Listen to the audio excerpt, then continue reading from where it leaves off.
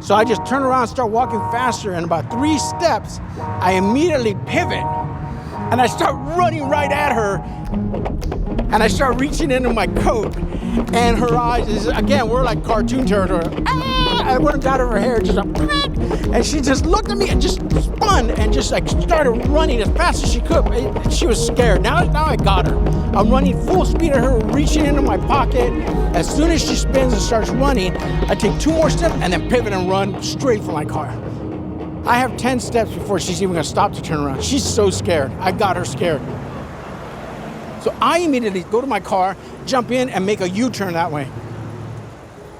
That woman, I always like, man, I admire that woman. There's something, she has some gumption.